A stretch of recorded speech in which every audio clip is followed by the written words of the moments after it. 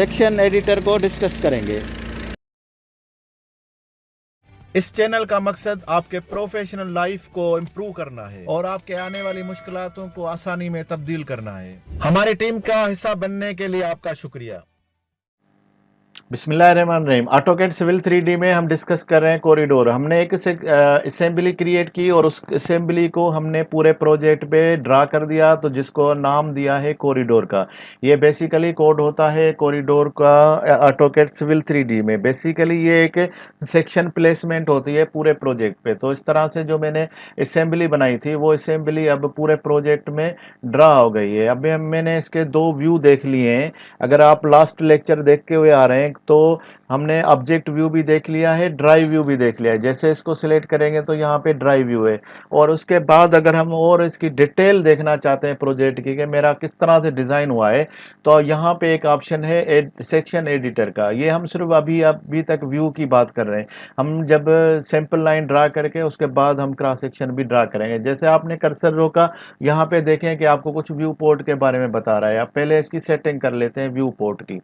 तो view port configuration में यहाँ पे मैंने वर्टिकल देखना चाहता हूँ या 4 सेक्शन देखना चाहता हूँ। व्यू पोर्ट आप ऑटोकैड अगर समझते हैं तो आपको इजीली पता होगा। मैं हॉरिजॉन्टल, क्योंकि मेरी हॉरिजॉन्टल स्क्रीन बड़ी होती है, तो ये हॉरिजॉन्टल स्क्रीन पे मैंने 2 व्यू पोर्ट सिलेक्ट कर दिया है। ऊपर वाले में मैं व्यू पोर्ट में मैं अपनी मर्जी से कुछ भी सिलेक्ट कर सकता हूँ, प्रोफाइल, सेक्शन या असेंबली। लेकिन मैं यहाँ पे प्लान से सिलेक्ट करेंगे तो अच्छा है। उसके बाद नीचे वाले सेक्शन पे मुझे सेक्शन क्यों रखना पड़ेगा, क्योंकि स्क्रीन पे मुझे सेक्शन नज़र नहीं आते। तो यहाँ से मैं सेक्शन देखने के लिए ही आया हूँ।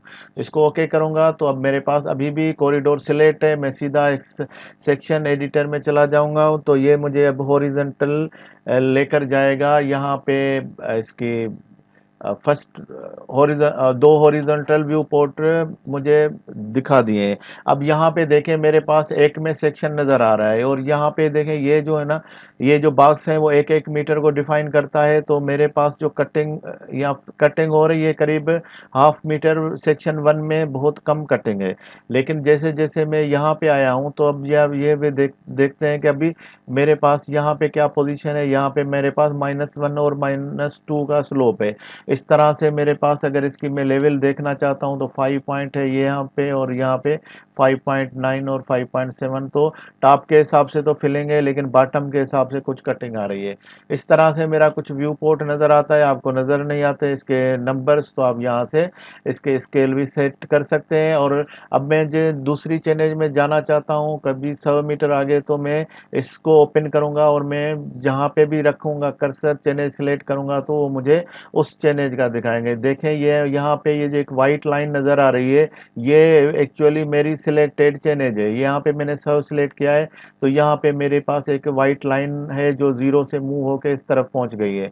तो यहाँ पे मैं इसको क्लिक करता हूँ, ये वो जगह है जहाँ पे मैं अब खड़ा हूँ, और यहाँ से मुझे ये सेक्शन नज़र आ रहा है। तो मैं सेक्शन को क्लोज करके देखता हूँ। अब यहाँ पे देखिए मेरी सुपर एलिवेशन भी चेंज हो रही है, और यहाँ पे मेरे पास करीब अगर बॉक्स से मैं कैलकुलेट कराऊँ तो ये बॉटम से लेकर मेरे पास 3 मीटर करीब कटिंग आ रही है। तो इस तरह से मैं चेनेज एक एक चेंज करना चाहता हूँ तो ये एक ऑप्शन है, एक एक चेनेज भी मैं मूव करके जा सकता हूँ। यहाँ पे आप ये वाइट लाइन भी देखेंगे कि मेरे हिसाब से जिस तरह मैं मूव कर रहा हूँ तो यहाँ पे मेरे पास ये भी वाइट लाइन चेंज हो रही है। और यहाँ पे देखें कि मैं अब कर्व, लेफ्ट कर्व के सेंटर में आ गया हूँ, तो यहाँ पे मेरे पास -6 और +6 का ऑप्शन आ रहा है। आपको ये सुपर एलिवेशन लाजम आपको पहले सेट करनी पड़ेगी, क्योंकि हम लास्ट सेगमेंट अगर आप देख के हुए आ रहे हैं तो आपको मालूम होगा कि हमने इसकी सुपर एलिवेशन यहाँ पे हमने असाइन की हुई है।